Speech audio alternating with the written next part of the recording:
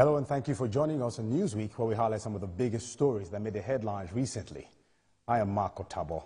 EFCC sacks 27 corrupt officers, probes $400,000 fraud complaint. Also, Northern Elders, Katsima, urge more consultation on tax reforms. And later on the show, ethnic conflict breaks out in Jigawa. All the details in a moment. Stay with us.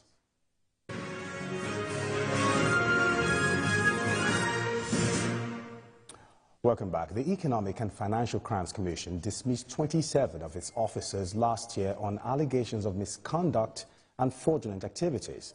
Now, spokesperson of the EFCC, Dele Oyewale, also noted that an investigation of the sum of $400,000 belonging to a yet-to-be-identified supposed staff of the EFCC is ongoing.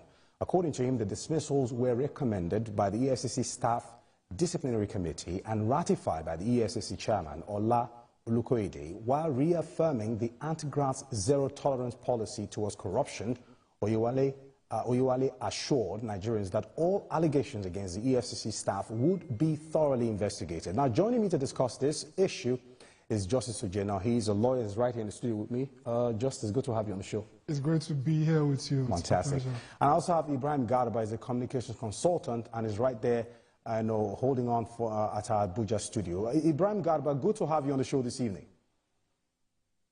Yeah, compliment of the season. Thank you. Same here, same here. Now, I'll begin with you first quickly. Now, does sacking the corrupt officers have any impact? Because these guys now understand the modus operandi of the organization. They can become backbones for some of these fraudsters and teach them how to bypass the system. So how is sacking them relevant in this context?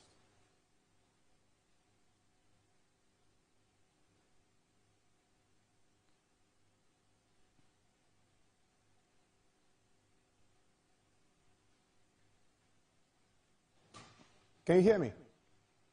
Okay.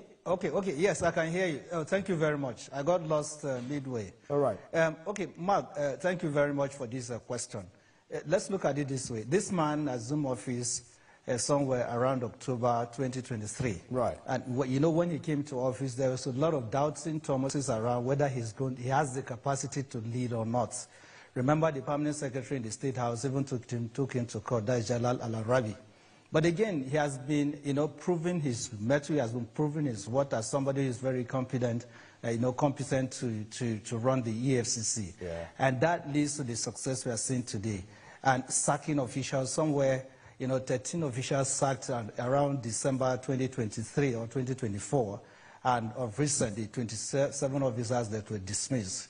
It shows you this man means business. It shows you he's here, to do justice. And again, I'll take your mind back a little bit. Right. When the case of the former governor of Kogi State came up for mentioning, he was very quiet and calm about it, allowing justice to prevail. So, you need an EFCC that should go beyond mere media trial. You need an EFCC that is very functional.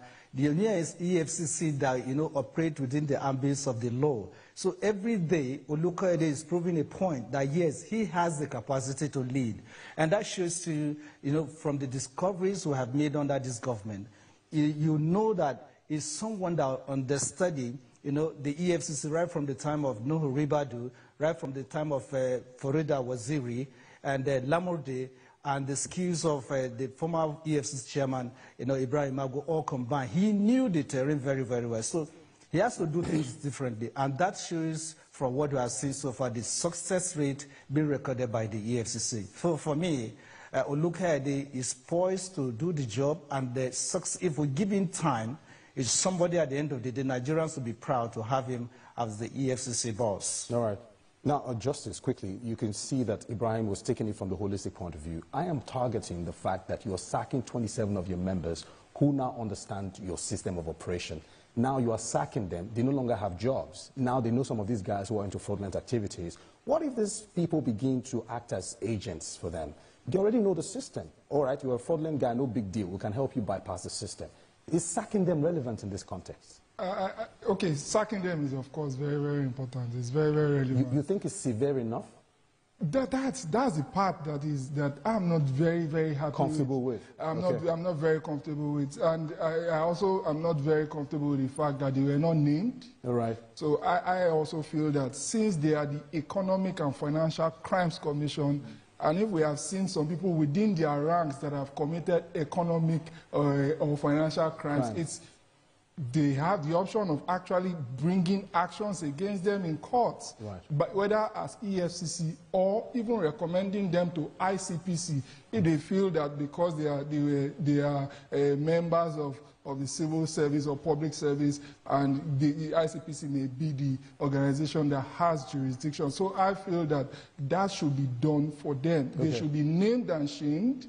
And I'm also not happy with one strategy that is being adopted by the present EFCC chairman by saying we have duplexes, 700 and something duplexes. We are not naming the persons behind it. It shouldn't be subject to speculation. Everybody that is found to be corrupt, everybody that is found, whose hands are found in the till of our Commonwealth should be made an example of, so that anywhere they go to, they should be shamed in order to discourage other people from attempting sin. So what you're saying now, the fact that they're not naming names means they will continue to abet and aid corruption? Not necessarily. Because if you're not naming and shaming them, how do you stop corruption? That's it. I just want him to go the entire hall when it comes to anybody that is found to be corrupt, whether within his ranks. And I'm happy that if this had happened before the 700 and something duplexes, we would have said that, okay, maybe because it was EFCC staff members, he's trying to protect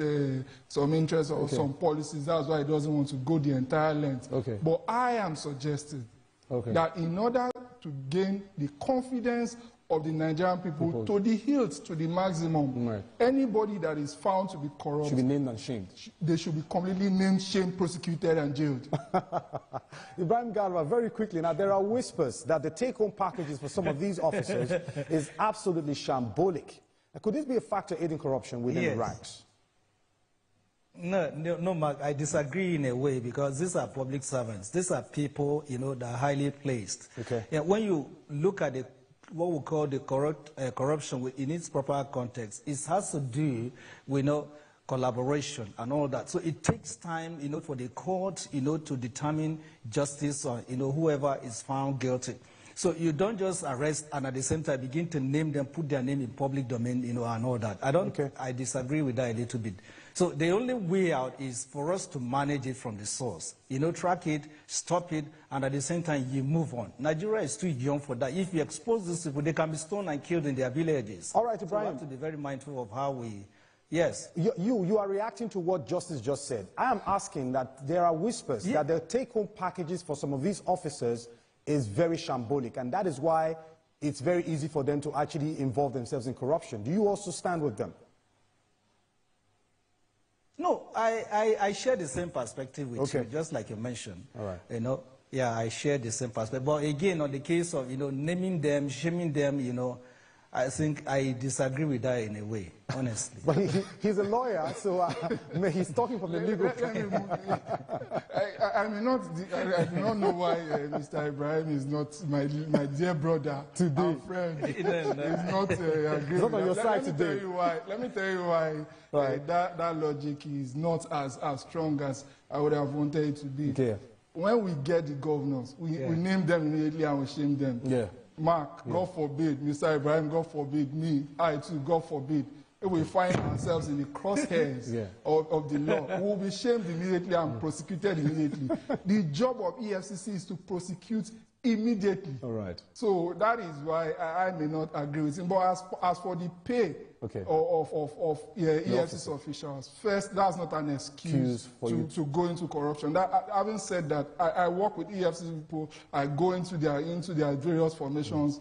My brother, they are very well paid compared to other civil servants or public first-hand information. Good. So they have priority of pay. And when you go into some formations, some ministries, when you go to FIRS, for example, when you go to NNPC, when you go to NLNG, you just know that these people are treated differently. Right.